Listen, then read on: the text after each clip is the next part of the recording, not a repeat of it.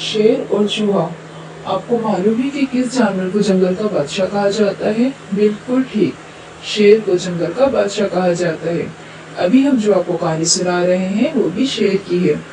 ایک دن شیر نے جنگل سے ایک جانور شکار کیا اور اس کے گوشت کو پیٹ بھر کے کھا لیا۔ اب شیر کو نیند آنے لگی، وہ جلدی سے اپنے گھر میں گیا اور سو گیا۔ ابھی کچھ دیر ہی گزری تھی کہ اچانک وہاں چوہا کھانے کی تلاش میں آ گیا اور اس کے گھر میں کھانا تلاش کرنے لگا۔ چوہے کی آواز سن کر شیر کی آنکھ کھل گئی اور شیر کو بہت غصہ آیا اور اس نے غصے میں چوہے کی طرف دیکھا اور اٹھ کر جا کے اسے پکڑ لیا اور غصے میں اس سے کہا کہ تم میرے گھر میں کس کی اجازت سے آئے؟ اب میں تمہیں کھا جاؤں گا۔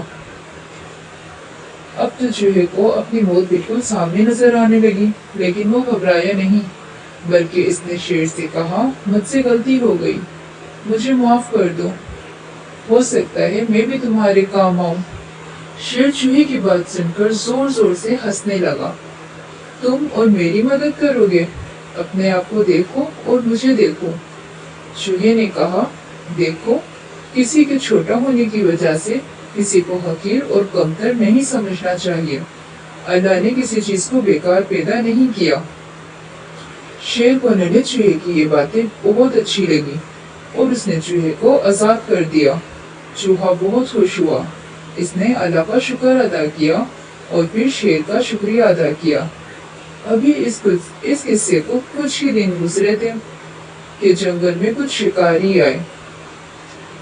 انہوں نے جانور پکڑنے کے لیے جنگل میں جال پھیلا دیا۔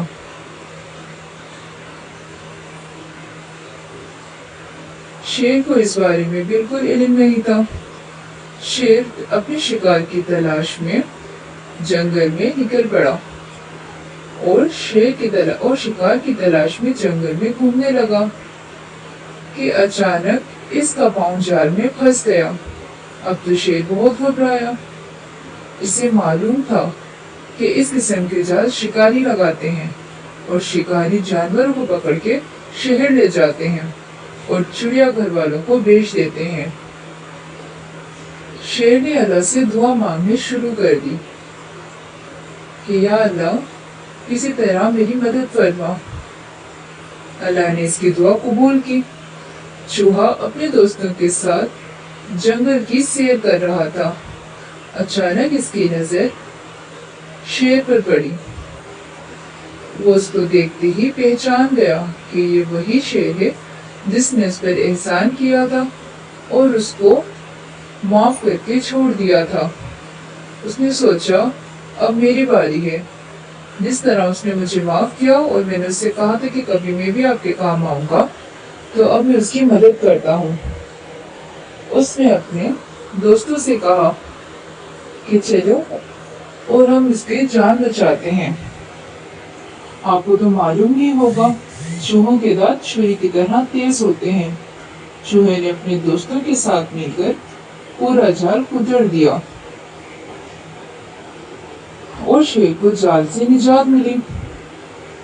اس طرح شیر بہت خوش ہوا اور اس نے چوہے کا اور اس کے سارے دوستوں کا بہت شکریہ ادا کیا۔ پھر چوہے نے شیر سے کہا کہ تم سے میں نے کہا تھا نا کہ کبھی کسی کو حقیر اور کمتر بیکار نہیں سمجھنا چاہیے۔ شیر کو بھی یہ بات سمجھ میں آ گئی۔ اس نے چوہے کا بہت شکریہ ادا کیا اور اللہ تعالیٰ کا بھی شکریہ ادا کیا۔ اس نے اللہ تعالیٰ نے اسے چوہے کے ذریعے ایک بہت بڑی مصیبت سے بچا لیا۔ دوستوں، ہمیں اس حدیث مبارک کو ہمیشہ یاد رکھنا چاہیے کہ تم زمین والوں پر رحم کرو تو آسمان والا تم پر رحم کرے گا۔